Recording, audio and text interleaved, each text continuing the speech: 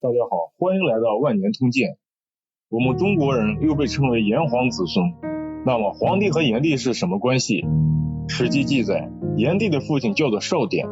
黄帝的父亲也叫做少典。难道黄帝和炎帝是兄弟吗？如果黄帝和炎帝是兄弟，那么他们之间为什么会爆发战争？传说少典氏的部落首领娶了有焦氏部落首领的女儿安登，生了2个儿子，大儿子叫做十年，部落给他分封的领地在江水边，因此他给自己取姓为姜，叫做姜十年。这个时候还处在伏羲氏统治的时期，属于伏羲氏统治的末期。中原人民还没有完全进入农业文明，仍然以采集、打鱼和狩猎为主要的生活来源，生活过得非常艰苦。姜十年的部落也是如此。雪上加霜的是，因为气候变冷以及人口增多，大家能采集到的食物慢慢的越来越少，能打到的猎物和能捕到的鱼也越来越少，所有的食物加起来都无法满足部落所有人食用，很多部落的生活都陷入了困境，每个部落都有很多人饿死了。面对着千年难遇的生存危机，大多数部落的解决方式就是更加崇敬的向部落的神灵祭献，将好不容易抓获的猎物和俘虏献祭给部落的神灵，希望能够得到神灵的保佑，给他们赐予充足的食物。但是很显然，迷信活动是救不了大家的，越是迷信神灵的部落，他们的状况就越糟，饿死的人就越多。这个时候，聪明的姜十年发现，这一切的变化不是神灵不保佑的问题，而是气候变冷了，所以天然的果实和猎物变少了。为了寻找解决的方法，姜十年开始尝试将他们部落过去采摘过的一些植物进行人工种植，这也就是华夏族五谷的来源。通过种植谷物，姜十年解决了粮食不足的问题，但是还面临着另外一个生存危机，那就是气候变冷导致人们患病的概率增加了。根据部落传承的知识，姜十年知道很多生病的动物生病时都会自己去寻找一些草药吃，从而给自己治病。这些草药有些人类生病的时候也可以用，有些人类不能用。为了分辨哪些人类可以使用，哪些不能使用，每种草药具体可以治疗什么疾病，姜十年带领部落的随从亲自去品尝和研究。曾经有一天，在1天之内，他品尝了70多种毒草，很多和他一起参与品尝毒草的人都死了，但是姜十年幸运地活了下来。此后他还发现每个地方的水是不一样的，有的地方的水很甜，人喝了之后对人身体很好，而有的地方的水很苦，人喝了之后还会生病。姜十年把他种植谷物、品尝百草、用草药给人治病以及分辨水质的知识，不仅传授给了自己部落的人，也传授给了其他部落的人。姜十年的部落以及其他学习了这些知识的部落，在气候变冷的严酷条件下，大多幸运地活了下来，而那些没有学习和掌握这些知识的部落，很多都消失在了历史之中。学会了这些知识的部落都可以做到自食其力，不用担心气候变冷导致狩猎采集找不到食物，大家所有人都很高兴，于是推举姜十年为神农氏，拥戴他成为华夏新的天子，取代了过去的伏羲氏。大家都认为神农姜十年有火德，所以神农氏也被称为炎帝。炎帝姜十年统治的时期，因为食物充足，所以每一个人都很有礼貌，不会因为食物和钱财和别人起纷争。炎帝姜十年还在都城曲阜的中心设置了集市，天下的货物都在这里交易，大家都能方便地得到自己想要的东西。炎帝姜十年去世以后，他的天子之位传给了自己的子孙。炎帝传到第8代，他的8世孙叫做禹王。到了禹王统治的时期，气候又发生了变化，气温逐渐又变热了。过去很多濒临灭绝的狩猎畜牧部落，因为气温上升，渐渐的强大起来。相比炎帝神农氏的农业部落，虽然这些狩猎畜牧部落粮食并不充分，还经常因为打猎损失了很多人口，但是这些狩猎畜牧部落因为经常去打猎，他们抓获和饲养了很多猛兽，因此他们的军事实力非常强大。炎帝禹王的部落虽然不缺粮食，但是只有一些鸡鸭牛羊猪狗等普通的家禽家畜，这些普通的家禽家畜只能用作农业劳动以及食用，不能用于战争。因此炎帝渔网的部落和那些狩猎畜牧部落之间的军事力量逐步失衡，很多狩猎畜牧部落的领袖都开始觊觎炎帝渔网的天子之位，他们时刻准备着挑战炎帝渔网的权威。时间慢慢过去，开始有地方上的部落不再听炎帝渔网的命令，他们开始做实验，开始试着挑衅炎帝渔网的权威。这个时候，炎帝神农氏的护封部落，护封也就是两个部落或者氏族世代通婚，这是从母系氏族流传下来的外婚制传统。这个部落也就是第一代炎帝姜氏年母亲和舅舅的部落，这个部落的首领也叫做少典氏，少典也就是小国家小部落的意思，很多小部落的首领都被人称作少典氏，这是一个很常见的名字。第一代炎帝姜氏年的父亲也叫做少典氏。生活在炎帝渔网统治时期的少典，他的妻子名叫傅宝。有一天，傅宝在森林里面采集食物，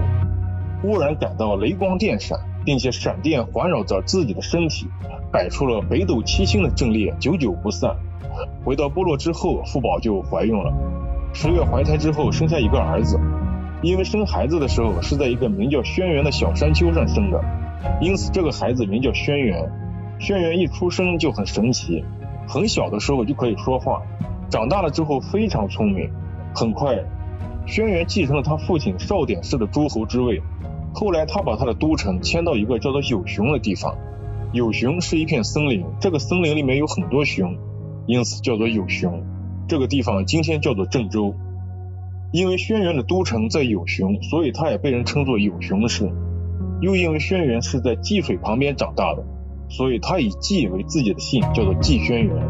济轩辕作为炎帝神农氏世代通婚的附属部落首领，他本人和炎帝渔网的血缘关系非常近。因为世代通婚，炎帝渔网的母亲和舅舅都是济轩辕部落的人，而同样济轩辕的母亲和舅舅都是炎帝神农氏部落的人。这种从母系氏族流传下来的两个氏族世代通婚的例子有很多，比如匈奴的王族栾堤氏，栾堤氏也可以读作须连提氏，和后族呼延氏；契丹的王族耶律氏和后族萧氏。因此炎帝渔网和济轩辕他们虽然不是亲兄弟，但是比起普通的表兄弟血缘关系要近得多。所以炎帝和黄帝有亲属关系，他们是比表兄弟还要亲的兄弟，但他们不是亲兄弟。8世炎帝渔网对诸侯的控制力越来越低，地方上的诸侯互相征伐，没有人再听炎帝渔网的话。炎帝渔网3番5次下令他们停止战争，但是没有人服从。看到炎帝渔网的权威受到了挑战，济轩辕于是积极地制造兵器，训练军队，以冒犯炎帝渔网的罪名去攻打各路诸侯。诸侯们个个都被打服了，于是他们都愿意听济轩辕的话，紧紧地追随在济轩辕周围。这个时候炎帝渔网发现自己天子之中的影响力已经不如济轩辕这个诸侯了，诸侯们都愿意去朝见济轩辕，而不愿意朝见炎帝渔网。炎帝渔网这才发现祸不单行，赶走了豺狼，又来了虎豹。虽然济轩辕部落和自己的部落世代通婚，济轩辕和自己是比表兄弟还亲的兄弟，但是天子之位是不能让给济轩辕的。于是炎帝渔网打算去征讨济轩辕和这些朝三暮四的诸侯。因为两个部落世代通婚，所以相互之间根本没有秘密。济轩辕很快就知道了炎帝渔网的计划，立即着手应对，一面大力制造兵器，一面抓捕和繁殖猛兽，组建了一支由熊、罴、虎豹、貔貅等大型猛兽为主要战斗力的猛兽部队。双方在阪泉的田野上展开了大战，猛烈的战斗在双方之间爆发了很多次。炎帝渔网的军队都是农业部落的农民，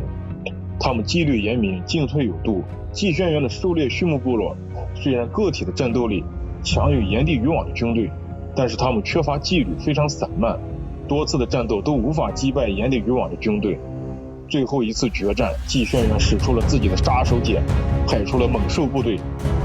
炎帝渔网的军队缺乏和猛兽搏斗的经验，看到熊皮虎豹貔貅，立即惊慌失措，将不知兵，兵不知将，吓得四散而逃。这一战，季轩辕凭借猛兽的威力战胜了炎帝禹王，获得了胜利。又因为双方关系亲密，几乎不费吹灰之力就把炎帝的部落合并入了自己的部落，这也就是炎黄部落。但是炎帝神农氏的后裔，除了炎帝禹王的嫡系一脉，还有一支旁系诸侯也非常的强大。这一支旁系诸侯的首领叫做蚩尤。因为神农姜氏和少典季氏世代通婚，姜蚩尤和季轩辕虽然没有炎帝禹王和季轩辕的亲属关系近，但他们也是表兄弟。蚩尤部落作为一个农耕部落，对金属农技的需求非常大，需求是第一生产力，有了需求就有了源源不竭的动力，因此蚩尤部落具有非常丰富的制造金属农具的经验。他们根据这些经验制造了很多金属武器。当蚩尤听说炎帝禹王被季轩辕击败以后，立即着手准备兵器，训练军队，打算去进攻季轩辕。双方在涿鹿爆发了战争，这一战打得天昏地暗。季轩辕因为有很多猛兽冲锋，所以战力凶猛，而蚩尤早就知道了这个消息，有针对性的制造了专门对付猛兽的兵器，并做了针对性的训练。此外，蚩尤部落由于具有先进的冶金工艺，因此他们的武器特别锋利，双方打得旗鼓相当，难解难分。为了扭转战局，一举获胜，蚩尤部落想起了冬天的时候，为了防止田地里的禾苗被冻坏，他们部落经常会在田地里制造烟雾。对于这些烟雾，他们部落的人都是非常熟悉的，可以在烟雾里面来回穿梭，不受烟雾的影响。于是蚩尤立即下令制造烟雾，霎时间整个战场被烟雾笼罩。季轩辕部落的战士和猛兽被浓雾熏得头晕脑胀，分不清方向，逐步向后败退。季轩辕边打边撤，同时收拢部队。蚩尤大军追了一阵，收缴了数不清的战利品，尤其是那些杀死的猛兽和俘虏，当天做成了烤肉吃，部队上下都非常开心。收拢了残兵败将的季轩辕陷入了沉思，如果不能破解蚩尤的大雾，就永远无法击败蚩尤，蚩尤已经立于不败之地。这个时候，部落里有人献上了一个指南车，用这个指南车在烟雾里面可以明辨方向，精准地指挥部队进攻。蚩尤大军此时还不知道危险已经降临，他们在烟雾的掩护下吃饭休息。忽然，季轩辕的大军从烟雾中杀了进来，正在休息的蚩尤大军衣不着甲，手无兵器，瞬间被杀得大败。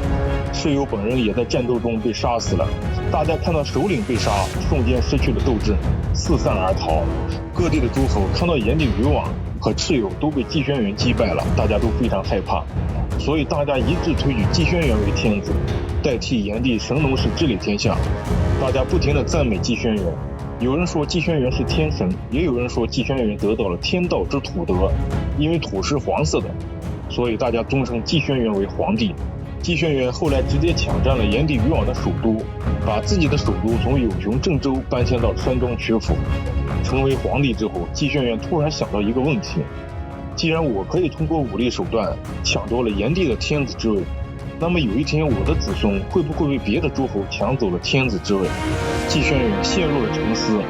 如何才能保证自己的统治千秋万载？如何才能让自己的子子孙孙都做皇帝？有没有这样的办法？好了，今天的通鉴就到这里。最后諫曰：秦始皇并不是第一个想要让自己子子孙孙都做皇帝的人，这个问题皇帝早就想到了，并且皇帝做出了一系列安排。欲知后事如何，欢迎收看下一话。